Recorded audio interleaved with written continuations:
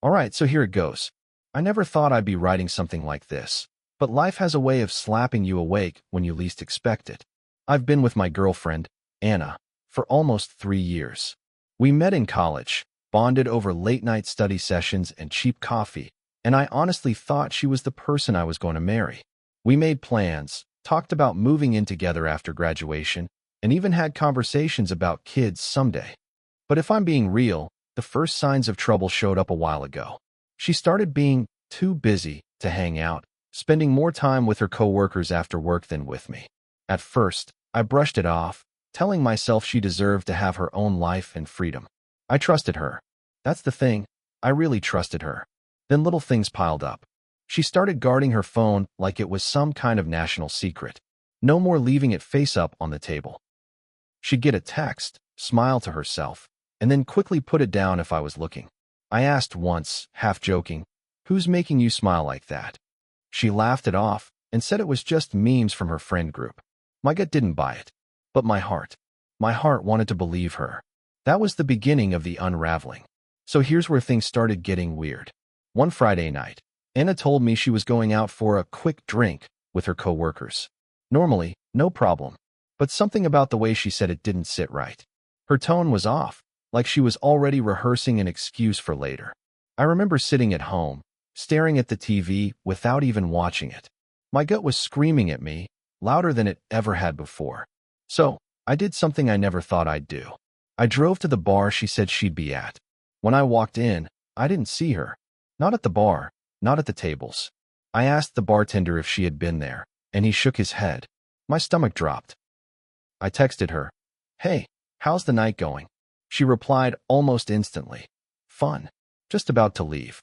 I'll call you when I'm home." That was the moment I knew something was very, very wrong. The thing is, I didn't confront her right away. I just drove home, laid in bed staring at the ceiling, and waited. When she finally called me an hour later, she said she was so tired and heading to bed. Her voice sounded normal, cheerful even. I told her I loved her before hanging up. But deep inside, something broke. The next morning, I couldn't shake the feeling. It was like a splinter under my skin, small, but every move reminded me it was there. So, I did something I'm not proud of. I waited until she was in the shower, and I looked at her phone. She always set it face down, but she didn't lock it with Face ID because she said it was annoying. And there it was, a string of messages. Not from a coworker, not from a friend, from someone saved as just Jay. The conversation was casual at first, memes, jokes, but then I scrolled up, and I swear my chest felt like it caved in. Messages like, "Last night was amazing. When's round 2? And her reply, "Haha, you're trouble.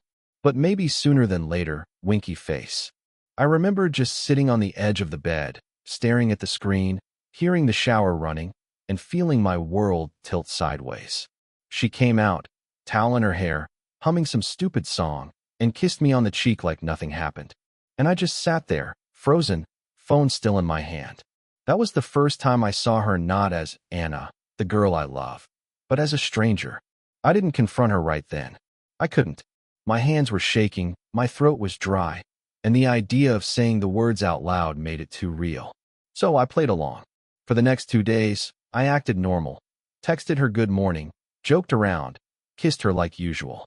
But my brain was working nonstop, trying to figure out if I could catch her slipping. That Monday, I told her I had to stay late at work. Truth? I left early. I parked my car a few streets away from her apartment and just waited. Sure enough, around 8 p.m., I saw a guy walk up. Tall, clean cut, carrying a 6-pack of beer.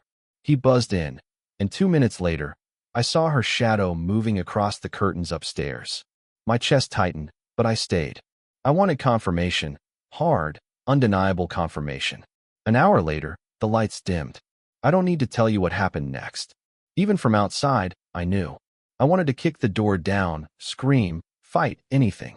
But instead, I just sat there in my car, gripping the steering wheel until my knuckles turned white. And then, I quietly drove away. The next morning, Anna texted me like nothing happened. "Good morning, love, 2 hearts. Hope your day isn't too stressful." I almost laughed out loud in the office bathroom when I read it. Stressful? She had no idea. That night, I decided I couldn't keep this bottled up anymore. I was ready to confront her. But before I could, something insane happened. I got a message on Instagram from a stranger. A woman. She wrote, "Hey, I don't know you, but I think we need to talk. Are you Anna's boyfriend?" My heart dropped. I replied cautiously, "Yeah, why?" She sent me a photo. It was Anna, and that same guy I saw at her apartment. Except this time, it was a full-on selfie of them in bed together, half covered by sheets, smiling like idiots. Then the woman wrote, "That's my fiancé." I swear I had to sit down. Not only was Anna cheating, but she was cheating with someone who was already engaged.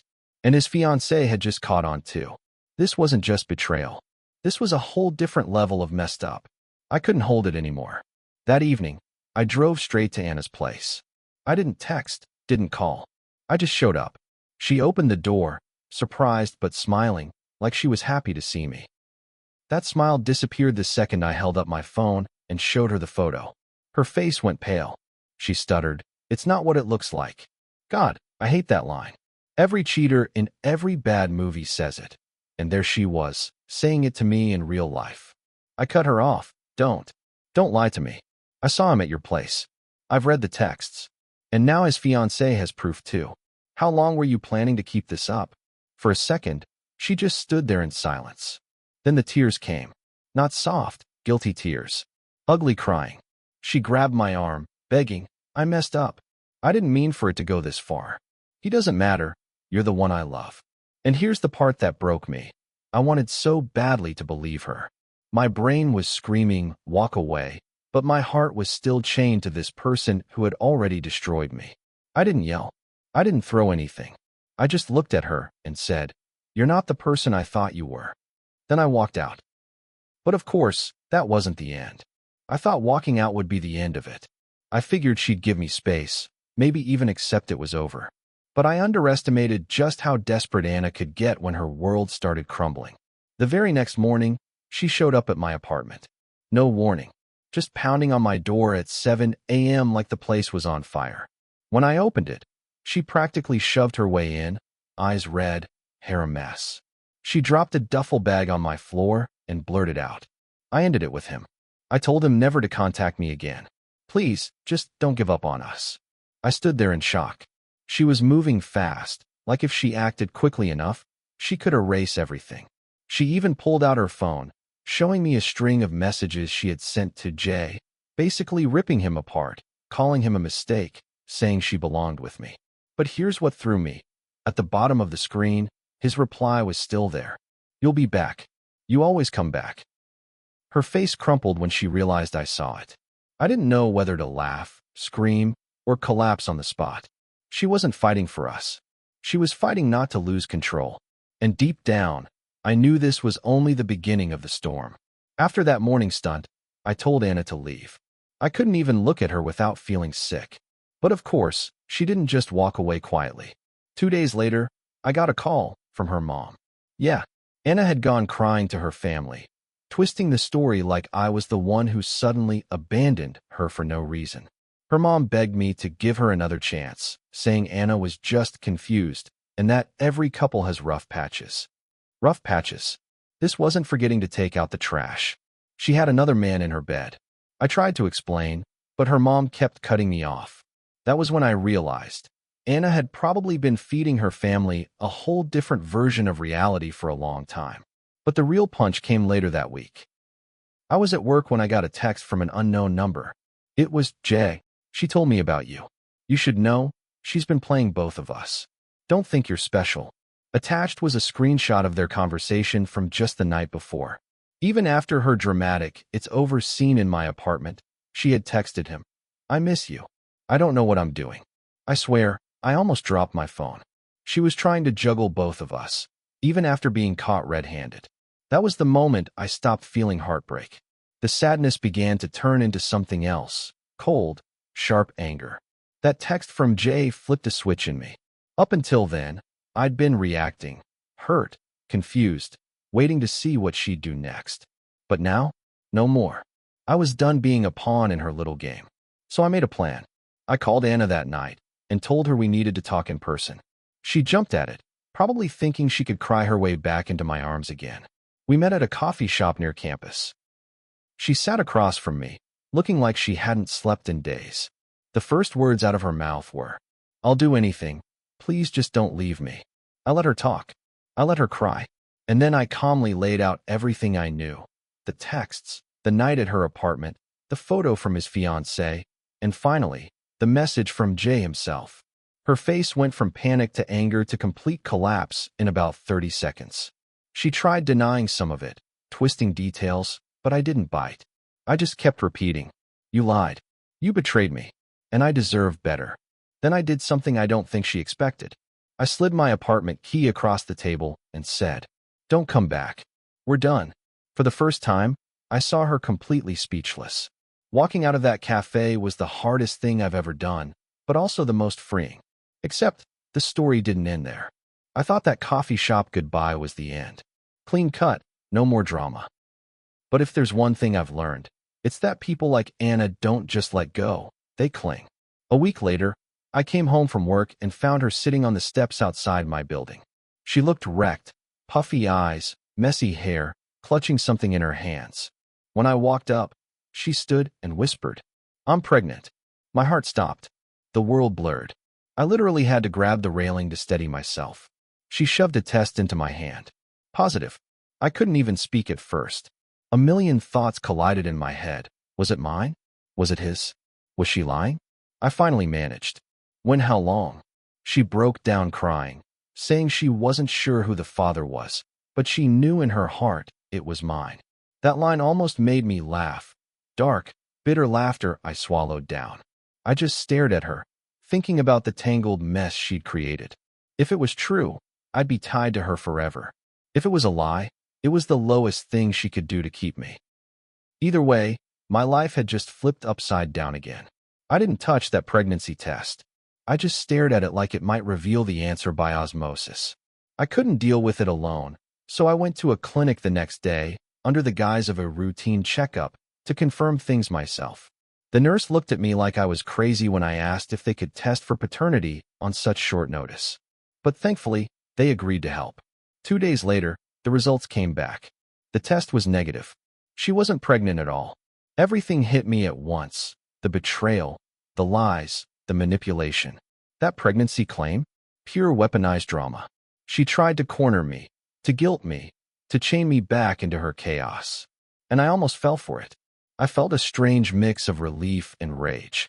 Relief that there wasn't a child involved, but rage at how far she'd go to control me. At that moment, I realized the fight wasn't just about Anna or us. It was about reclaiming my life from someone who had no respect for it. After that revelation, I knew I had to cut all ties. I blocked her on every platform: phone, social media, email. I even changed my number. No more messages, no more stalking my own heartbreak. The first week was brutal. I kept expecting her to show up, call, or send something that would make me doubt myself. But each time, I reminded myself why I left. The betrayal, the lies, the manipulation, it wasn't love. It was chaos. I started focusing on myself. I went back to running, something I hadn't done seriously in years. I journaled every night, pouring out the anger and sadness. I reconnected with friends I'd neglected, the ones who reminded me I wasn't defined by someone else's cruelty. And slowly, piece by piece, I started feeling like me again. Not the version caught in someone else's storm. Not the one clinging to someone who didn't deserve me. Just me. It was painful. It was messy. But it was real. A month after cutting her out completely, something strange happened. I was at a coffee shop, trying to enjoy a quiet Saturday morning, when I overheard a conversation at the next table. A man was talking to his friend about a toxic ex, about realizing he deserved better and how the heartbreak had pushed him to finally pursue his dreams. Something about his story hit me like a lightning bolt. I realized I'd been so focused on the betrayal, on the anger, that I hadn't noticed the growth happening inside me. The pain had forced me to see who I really was, what I truly valued, and how far I could go without someone else holding me back. For the first time in months, I smiled. Not because I forgot Anna, but because I recognized my own strength. I had survived something devastating and came out on the other side intact, wiser, and a little tougher. Sometimes life doesn't give you the lessons you want. It gives you the ones you need. By now, I was finally starting to breathe again. I had distance, perspective, and a little bit of peace. I looked back at everything, the lies, the manipulation, the betrayal, and I realized something important. None of it was my fault. I learned to trust my instincts. If something felt off, it probably was. I learned that love isn't just about wanting someone to be yours. It's about being with someone who chooses you honestly, every day. And I learned that walking away doesn't make you weak. It makes you brave. I also realized that forgiveness isn't always for the other person. Sometimes it's for yourself, so you can stop carrying the weight of their mistakes. I don't hate Anna. I just don't need her in my life. And that's enough. If you're reading this and you've been betrayed, heartbroken, or manipulated, here's what I've learned. Trust your gut. If something feels off, don't ignore it. It's usually trying to protect you. Don't stay out of fear or guilt. Leaving isn't cruel. It's necessary when someone consistently disrespects your trust. Focus on yourself. Rebuild your life, your routines, your passions. You'll be surprised how strong you really are. Let go of the illusion of control. You can't make someone love you honestly, and trying to force it only hurts you. Believe in your worth. Betrayal doesn't define you. Your response does. It hurts. It's messy. But the moment you reclaim your life is the moment you start truly living again. I walked out of that chaos broken, angry, and confused. But I walked back into the world stronger, wiser, and finally free. And if I can do it, so can anyone facing the same storm.